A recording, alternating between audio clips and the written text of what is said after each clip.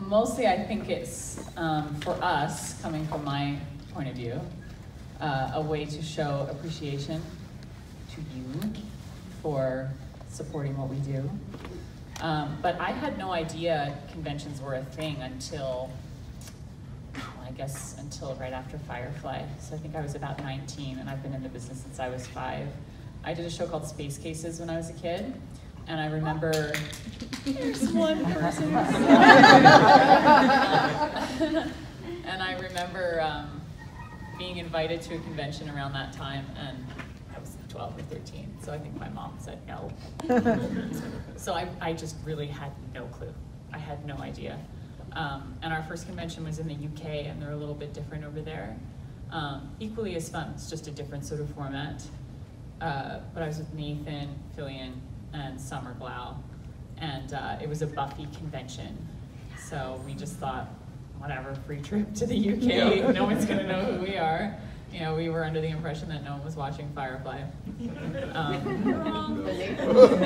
was in Buffy though. Nathan was in Buffy, but he was just sort of like, I didn't do much, and it's just kind of weird. But again, okay, free trip to the UK, right? Exactly, right. Summer did Angel. And Summer did Angel, but we felt like it was their space, and that was totally fine. So we showed up just thinking it would be a fun vacation, and then that was not the case. There were tons of Firefly fans there, all dressed up like us, and it was a huge shock. We really had no clue. And it's a very gratifying thing, you know. This business can be very difficult. It's basically like when people are like, I want to be an actor. I'm like, how do you feel about getting rejected every day? Because that's what it is. That's the job, unfortunately. You put yourself out there, you build yourself up, you do the best job you possibly can in the hopes that you can get something. But for the most part, you hear the word no a lot. And when you do hear the word yes and you do the work, there are all kinds of critics, professional and otherwise, who, especially nowadays with the social media platforms that they have, feel quite free to say whatever they like about you. So this steel reserve and this ego of yours has to be kept intact somewhat. And it can be very, very hard to do that. You guys help us do that. So speaking for myself, I get as much out of meeting you as you do out of meeting us. And it means a lot and sort of fills up my grateful meter a little bit. And I go home and go, okay, come on girl, you can do it. You know, it can be tough. Yes, it seems like it's also these conventions, you know, there's real momentum. There can be real momentum behind projects, you know? Oh, absolutely, yes. I mean, for sure. I know lots of projects that never would have seen the light of day back in the day without the support that they've had from the fandoms, you know? Yeah. Fans can be very loud about what they want to hear, what they want to see.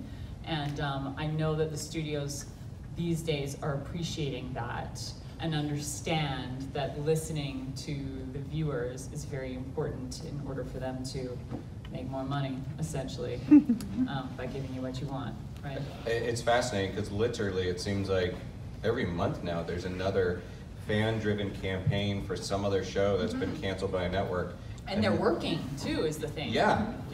Well, it's like, granted, maybe not all of those tweets directly translate into, you know, viewers, but a lot of times they do. When you see something trending on Twitter, you know, save whatever, save Winona Earp, save Swamp Thing, whatever it might be. Right. It does, you know, people are paying attention to that. Absolutely, and that's an amazing thing. Back in the day, you know, the Firefly days, we didn't really have that, right? There wasn't that strong of a social media presence for people to be heard. So they were doing it the old school way, the snail mail way, right?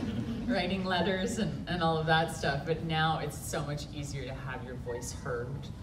So little projects like that really do deserve a fighting chance and don't necessarily get that from the bigger studios because they've decided to push another show of theirs and put their money somewhere else. It's a great thing, isn't it? That there are other ways for shows to stay alive. There are so many other platforms that they can move to hopefully find a new home, right? Do you find you know, kind of surveying the landscape, when there are so many different platforms, you know, it seems like every network has now their own streaming offshoot. I know, it's crazy. Do you think that the demand, or the let's say the benchmark for good numbers has changed? Completely. Yeah. Yes. Like compared to Fox, you know, 18 years ago to now. Yeah. Well, even now, I mean, the Nielsen rating system is still in effect, which I find so hilarious. Right. It's so antiquated. It was antiquated then. Right. There was no way of showing any sort of accuracy with that system back then in the Firefly days. For instance, you know, when they were saying to us that no one was watching the show and these were our numbers, those weren't necessarily the numbers of the people that were watching the show. Clearly, right? It had an audience. So. That and they don't account for the DVR. People Well, of course they don't you account. know, Exactly. Yeah. There are so many other ways of and Right. hardly anybody watches live TV. Well, and it it's just doesn't. I don't. not even No, live. I wait plus till my 3D. kid goes to bed. commercials. My kid goes to bed at 8. I'm like, I'm watching my stories. You know what I mean? Like, But back then, there wasn't It even wasn't. really a DVR situation. I remember Oh, there Nathan was. was the first person I knew who bought a DVR system. He bought a TiVo. Yeah. Yeah. So cool. Yeah. It made that great sound. I remember the Yes. sound. Yes. As do I. Yeah.